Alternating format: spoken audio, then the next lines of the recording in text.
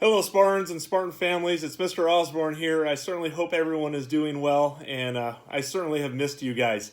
On behalf of the entire Sandberg staff, we are ecstatic to welcome our students back to campus in a hybrid model. And the purpose of this video and the following webinar is really to inform students and families about our plans to return. It's really important to me that you have as much detailed information as possible so you can make the best decision for your family needs. Please do me a favor. Please watch this video with your child, and if you have any questions after the webinar, please reach out to me directly. Thank you so much, and we're excited to have our students return. Have a great day. All right, students and families, so this is the Return to Learning information meeting. And again, the purpose of this webinar is to detail our plans and expectations as we prepare for students to return. The purpose is the safe return of students and staff for on-campus learning. In this webinar, we're going to discuss the current Los Angeles County COVID safety guidelines for reopening, our site-specific preparations, overview of the hybrid schedule, the informed consent and vaccination requirements, what should students bring daily, arrival, dismissal, and health screening protocols, behavior expectations, and the grab-and-go breakfast and lunch program. As you're well aware of, LA County is currently in the red tier, and once public schools reached the red tier, we were able to open up under certain guidelines. Just a week ago, the LA County released guidelines for secondary schools that have enabled us to offer our students a hybrid return. Cohorting is recommended as a best practice for secondary schools, and the recommendation is a cap of cohort of 120 students per group. That number is flexible if other layers of mitigation are in place. And the Los Angeles County Department of Public Health recommends that students not participate in after-school activities with students in another cohort, so sports, daycare, clubs. They really want to make sure that we have stable cohorts.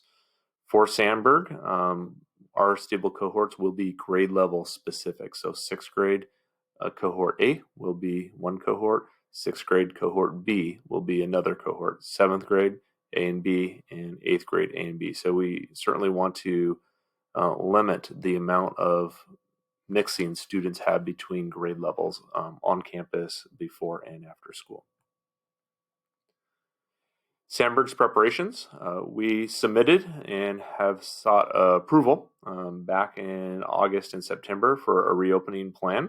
In fact, part of that approval process had a member of Los Angeles County Department of Public Health come out and tour our entire site, review our procedures and our overall plan. We have that plan here in the office as well as on our website. Our entire campus has been deep cleaned. Custodians have been trained on proper disinfectant techniques. District-wide, we're using a hydrogen peroxide-based solution. It is green and safe to be used around humans, and it has a 3-minute COVID kill time.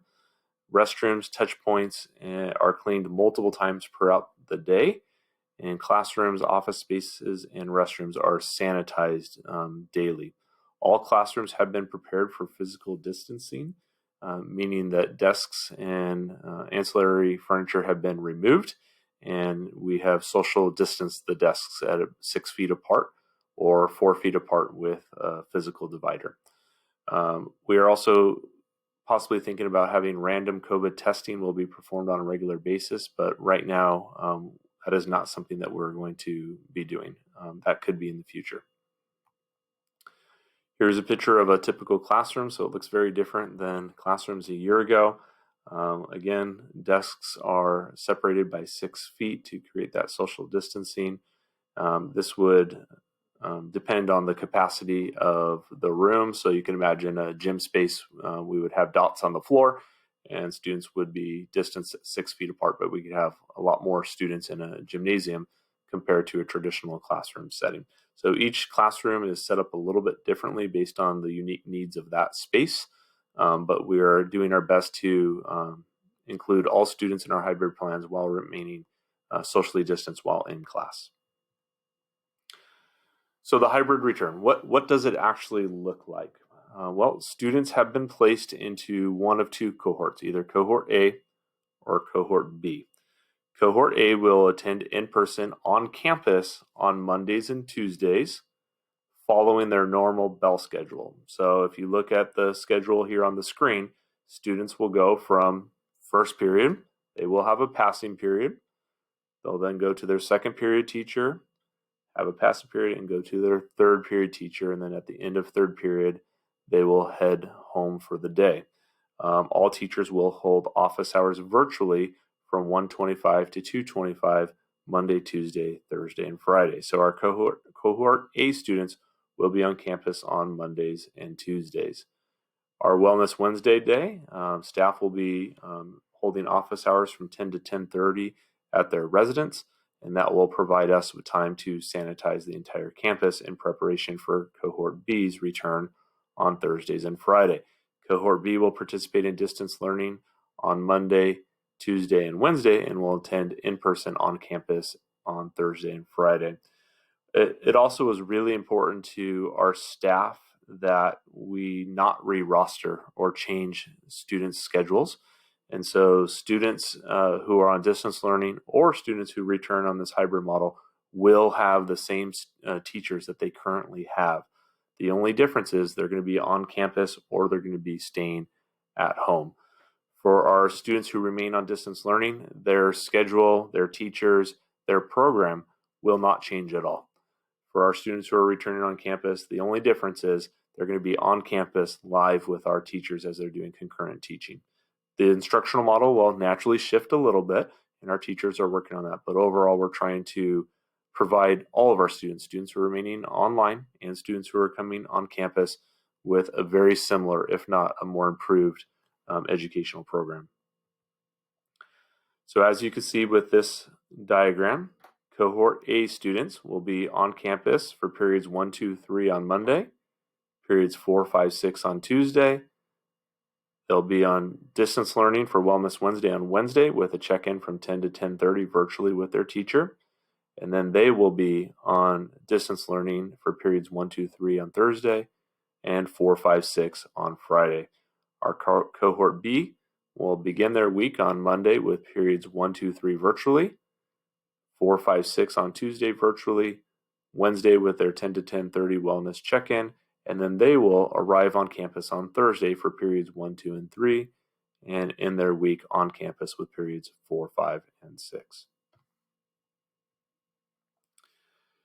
It is incredibly important, and I cannot stress this enough, that every parent completes an informed consent to return to campus. This form was linked in the email that I sent out earlier this week. It is also on our website under Quick Links Return to Learn Plan.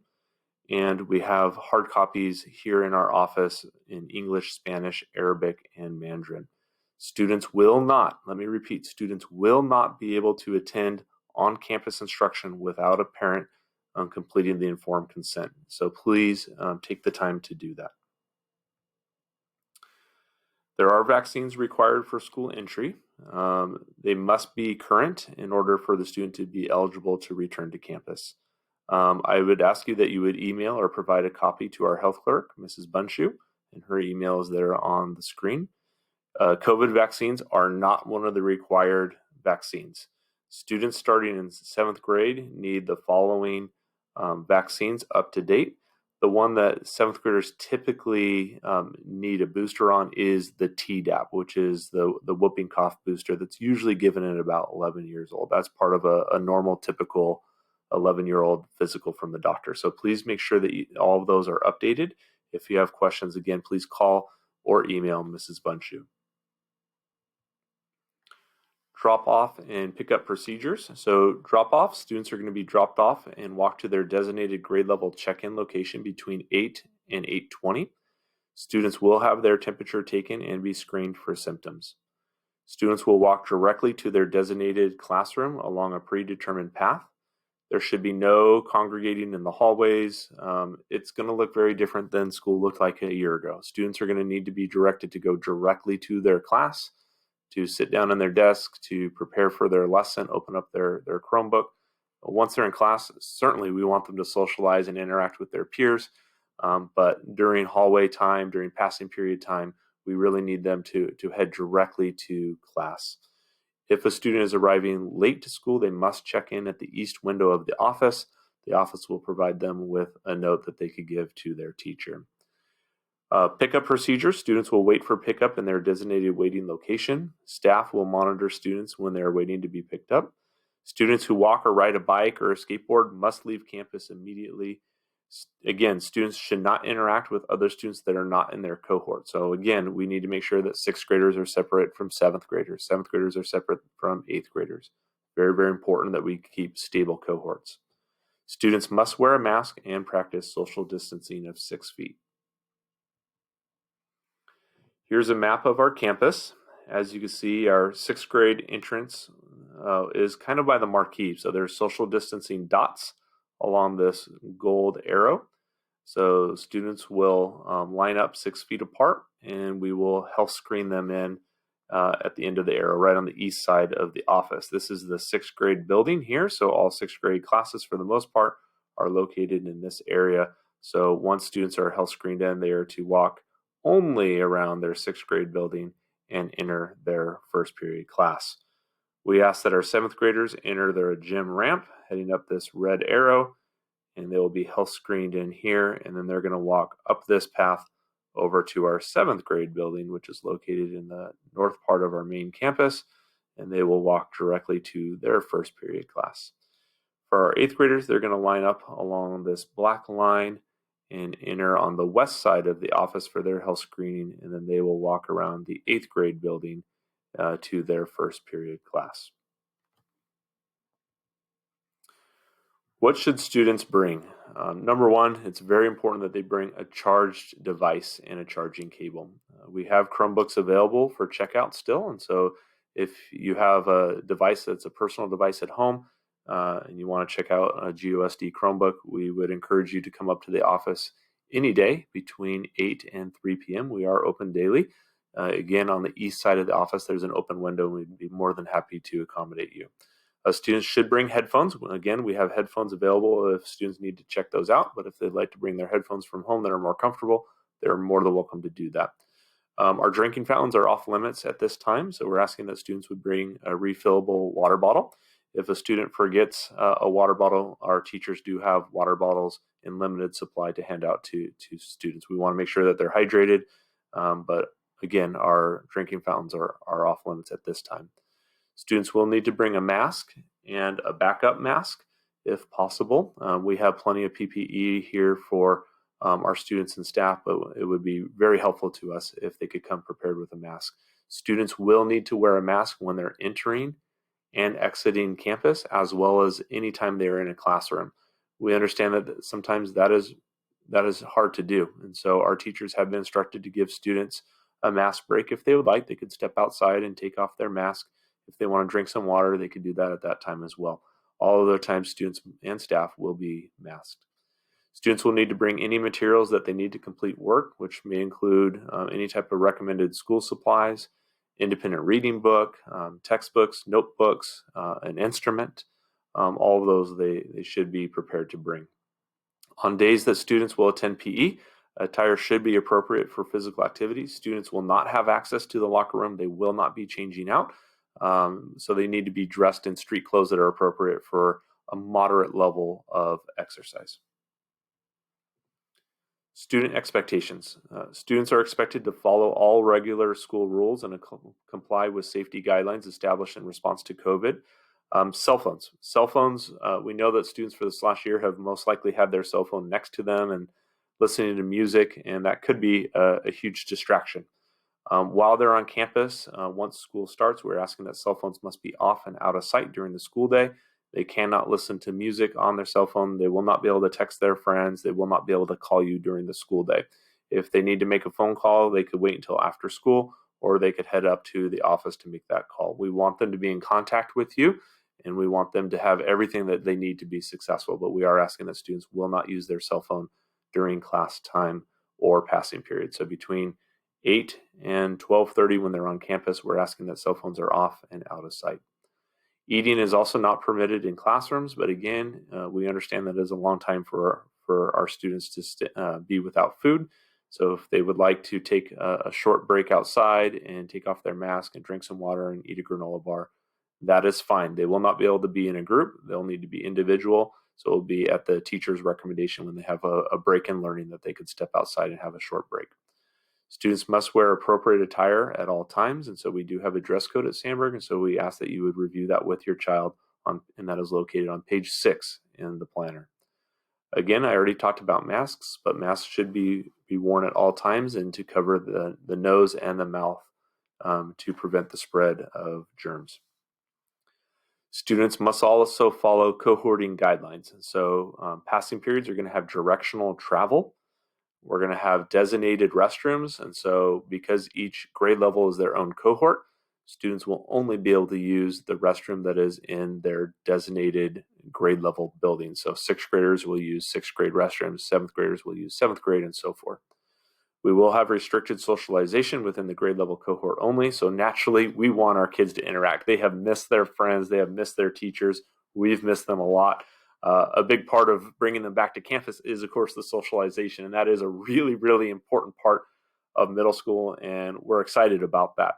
We just need to make sure that we're doing it safely. So students should remain 6 feet apart from each other and be wearing their masks at all times. But during passing periods, yeah, we want them to talk to each other. In class, yes, there's going to be time for them to talk and socialize. That is important.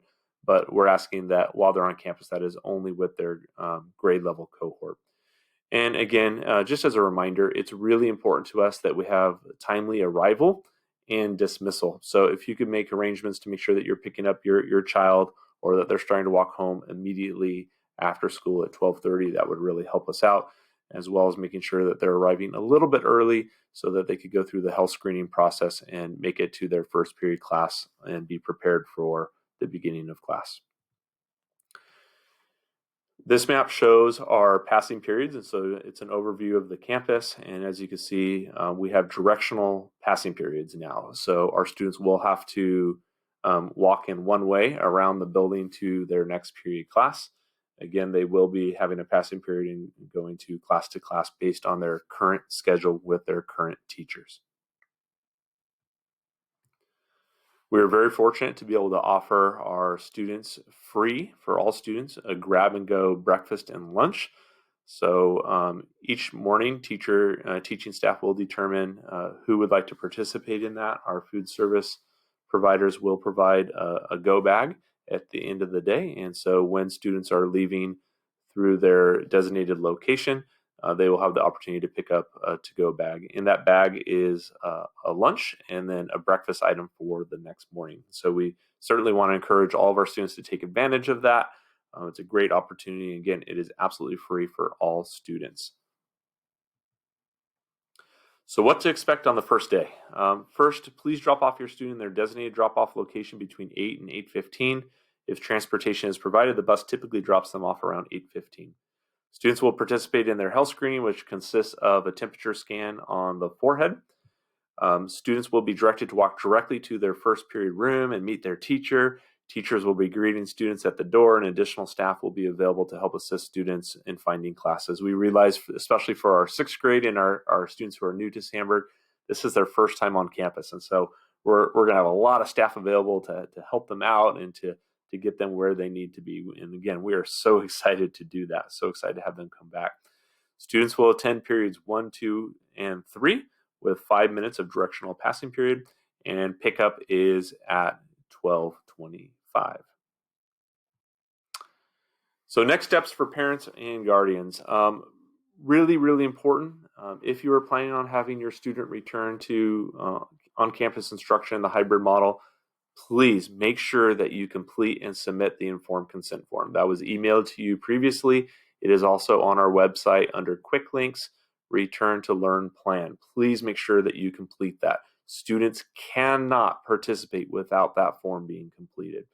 Again, if you need a hard copy in English, Arabic, Spanish, or Mandarin, we have those available in the office, and the office is open on the east side of the office between 8 and 3 every single day. Please review this webinar and specifically the health and safety guidelines and expectations with your child. That would really help us out. Review the hybrid schedule with your child so that they know what cohort and what days they are to come on campus. And please remind your child that we are going to be hosting a student information session for all students that are returning on Wednesday, April 7th from 10 to 10:30. So they're not going to have their regular 10 to 10:30 wellness check-in with their teacher. Instead, they're going to be meeting with Mrs. Espino and myself to review some guidelines, expectations, and really just greet them and get them pumped up about coming back to school. For students who are not returning in a hybrid model that are going to remain on distance learning, their 10 to 10:30 check-in will be with the counselors. And again, our teaching staff will direct students where to go prior to Wednesday, April 7th.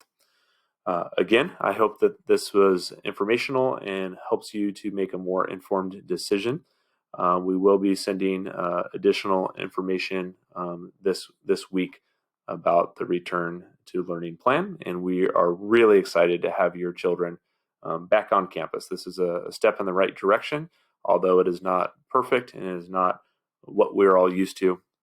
It is a step in the right direction, and we are excited to be able to offer our students this opportunity to come back to campus.